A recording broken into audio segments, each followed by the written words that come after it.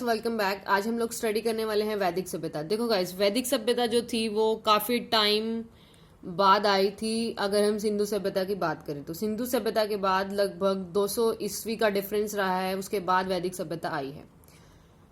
जब तक सिंधु सभ्यता नहीं आई थी तो ऐसा माना जाता था कि वैदिक सभ्यता ही सबसे प्राचीन सभ्यता है, लेकिन जब सिंधु सभ्यता आई तो यह पता लगा कि वैदिक सभ्यता से पहले भी कोई सभ्यता हुई है।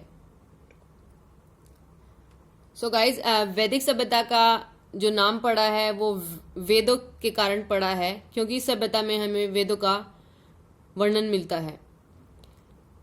वेदों का मतलब है ज्ञान। वैदिक सभ्यता का विभाजन 2 भागों में करा गया है। एक तो है हमारे पास ऋग्वेद काल, जो कि हमारा 1500 ईस्वी से लेके 1000 ईस्वी तक है। एंड ये उल्टा इसलिए होता है क्योंकि ये जो है वो जीसस क्राइस्ट के बर्थ के अकॉर्डिंग है, कि उनके बर्थ से 1500 ईस्वी पूर्व से लेके उनके बर्थ से 1000 ईस्वी तक चला था, इसलिए ये उल्टा नजर आता है। तो यहां से हमारे 2 क्वेश्चन बनते हैं। एक तो ऋग्वेदिक काल का क्या टाइम पीरियड रहेगा, एक है उत्तर वैदिक काल। ऋग्वेदिक काल में हमें ऋग्वेद की वर्णन मिलता है एंड बाकी तीनों वेदों का वर्णन हमें उत्तर वैदिक काल में मिलता है। तो हम यहां से क्या याद करेंगे, ऋग्वेदिक काल का जो टाइम रहेगा वो क्या रहेगा, 1500 ईस्वी से लेके 1000 ईस्वी तक। उत्तर वैदिक का रहेगा 1000 ईस्वी से लेके 600 ईस्वी तक। अब बात करते हैं आर्य आए कहां से। वैदिक सभ्यता जो बसाई थी वो आर्यों ने बसाई थी। यह एक ग्रामीण सभ्यता थी। आर्य सर्वप्रथम पंजाब एवं अफगानिस्तान में बसे। मैक्स मुलर ने बताया था कि आर्य सबसे पहले मध्य एशिया से भारत आए थे। आर्य द्वारा निर्मित सभ्यता वैदिक सभ्यता कहलाई। आर्य का मतलब क्या होता है, श्रेष्ठ, कुलीन। क्वेश्चन आ जाता है कई बार। आर्य द्वारा विकसित सभ्यता ग्रामीण सभ्यता कहलाई। आर्य की भाषा क्या होती थी, संस्कृत। सो यहां से बस यही क्वेश्चन बनेगा कि आर्य सभ्यता हमारे पास 2 पार्ट में डिवाइडेड है। उसका क्या रहेगा, 1500 से लेके 1000 तक एंड 1000 से लेके 600 तक। उसके बाद सर्वप्रथम मध्य एशिया से आए थे, ये बात बताई थी मैक्स मुलर ने। उसके बाद इनकी जो सभ्यता थी वो ग्रामीण सभ्यता थी एंड इनकी भाषा जो थी वो संस्कृत थी। इसके बाद हमारे पास क्या आता है, ऊपर कुछ भी इतना इंपॉर्टेंट नहीं है। उसके बाद हमारे पास आता है दशराक्ष युद्ध। दशराक्ष का युद्ध का वर्णन हमें ऋग्वेद के 7वें मंडल में मिलता है। 7वें मंडल में मिलता है। यह युद्ध पुरुषणी, जिसे हम रावी नाम से भी जानते हैं, के तट पर हुआ था। सुदास एवं 10 जनों के बीच हुआ था ये युद्ध, जिसमें सुदास जी जीत गए थे। अब हम बात करते हैं ऋग्वैदिक समाज 4 वर्णन में विभक्त था। ये वर्णन थे ब्राह्मण, क्षत्रिय, वैश्य एवं शूद्र। ये इनके व्यवसाय के आधार पर इनको क्या गया था, विभाजित किया गया था। हमारे पास उपनिषदों की कुल संख्या कितनी है, 108। महापुराण कितने, 18 एंड वेदांग की संख्या कितनी है, 6। ऋग्वेद के 10वें मंडल में पुरुष पत्र में चतुर्वर्णों का उल्लेख मिलता है। देखो, आर्यों का समाज था, ये एक पितृ प्रधान समाज था, जिसमें जो हमारा परिवार का मुखिया रहता था वो पिता होता था। स्त्रियों को भी कुछ कुछ अधिकार थे, लाइक वो अपने पति के साथ यज्ञ कर सकती थी। बाल विवाह एवं प्रथा जैसी कोई भी पर्दा प्रथा जैसी प्रचलन नहीं थी। मतलब ये जरूरी नहीं था कि बाल विवाह करना है या पर्दा रखना है। विधवा अपने मृतक पति के छोटे भाई, अपने देवर से विवाह कर सकती थी। ऐसा नहीं था कि उसको स्त्री कर दिया जाता था, ऐसा कुछ भी नहीं था। उसके बाद जीवन भर अविवाहित रहने वाली जो महिलाएं थी, जो बिल्कुल शादी ही नहीं करती थी, उनको अमाजु कहा जाता था। आर्यों का मुख्य पेय पदार्थ था सोमरस। सोमरस मतलब दारू, जिसे वनस्पति से बनाया जाता था। गाइस, वीडियो में हम उतना ही कवर करेंगे जो हमारे लिए इंपॉर्टेंट होगा, इसलिए आप ये भूल जाना कि एक एक लाइन में आपको कराऊंगी।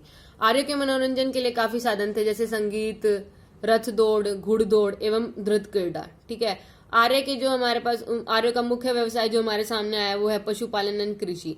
कृषि में इन्होंने गेहूं और चावल उगाया था। तंबाकू अगर आ जाए ऑप्शन में तो आप उसको नहीं लगाएंगे।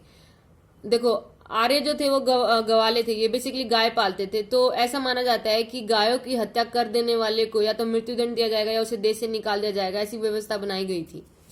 उसके बाद है आर्य का प्रिय पशु घोड़ा था एवं सर्वाधिक प्रिय देवता जो था इंद्र था। आर्य द्वारा खोजी गई क्या थी, लोहा धातु। इन्होंने लोहा धातु को खोजा था, जिसे हम बोलते हैं श्याम अयस्क, और तांबे को, जिसे हम बोलते हैं लोहित अयस्क। व्यापार हेतु दूर दूर तक जाने वाले व्यक्ति को पणी कहा जाता था। जो ब्याज पे रुपए देता लेता था उसको हम बोलते थे वैकनॉट। उसके बाद है मनुष्य और देवता के बीच। मनुष्य और देवता के बीच मध्यस्थता निभाने वाले देवता को अग्नि का रूप दिया गया था। अग्नि को देवता का रूप दिया गया था। अग्नि पूजा की जाती थी, मतलब मैं भगवान से पूजा कर रही हूँ तो मैंने मतलब अग्नि के थ्रू की जाती थी वो, ठीक है। ऋग्वेद में सबसे जो महत्वपूर्ण नदी थी वो थी सरस्वती। हालांकि इसमें गंगा का भी उल्लेख है और यमुना का भी उल्लेख है, लेकिन सबसे ज्यादा इंपॉर्टेंट किसे माना जाता है? सरस्वती को सबसे महत्वपूर्ण तथा पवित्र मानी जाती थी।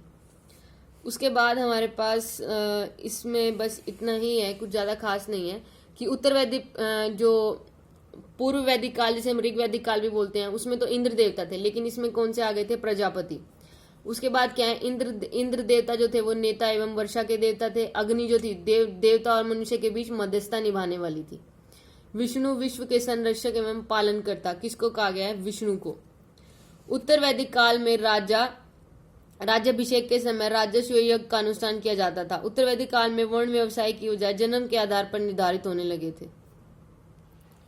अब यहाँ पे क्या है? सांख्य दर्शन भारत के सभी दर्शनों में सबसे प्राचीन दर्शन थे। मतलब सबसे प्राचीन दर्शन कहाँ के माने जाते थे? सांख्य दर्शन के, ठीक है। उसके बाद है सत्यमेव जयते, मुंडकोपनिषद से लिया गया है। इसी उपनिषद में यज्ञ की तुलना टूटी नाव से करी गई है। कौन से उपनिषद से लिया गया है? मुंडकोपनिषद से लिया गया है। गायत्री मंत्र का उल्लेख हमें ऋग्वेद में मिलता है। गायत्री मंत्र स्वित्र नामक देवता को संबोधित किया गया है। लोगों को आर्य बनाने के लिए विश्वामित्र ने गायत्री मंत्र की रचना की थी ताकि लोग जो हैं वो आर्य बन जाएं। उत्तर वैदिक काल में कौशाम्बी नगर में सर्वप्रथम पक्की ईंटों का प्रयोग किया गया है। मतलब उत्तर वैदिक काल में सबसे पहले पक्की ईंट कहाँ मिली? कौशाम्बी में। हमारे पास दो महाकाव्य, एक तो महाभारत, एक रामायण। महाभारत का पुराना नाम क्या है? जय संहिता। ये क्वेश्चन कई बार आ जाता है कि महाभारत का पुराना नाम क्या है? जय संहिता। यह विश्व का सबसे बड़ा महाकाव्य है। महाभारत का युद्ध कुरुक्षेत्र के मैदान में लड़ा गया था, जो आज के टाइम हरियाणा राज्य का हिस्सा है। सो गाइस, अगर आपको लगी ये वीडियो अच्छी तो आप इस चैनल को सब्सक्राइब करना ना भूलें। बाय।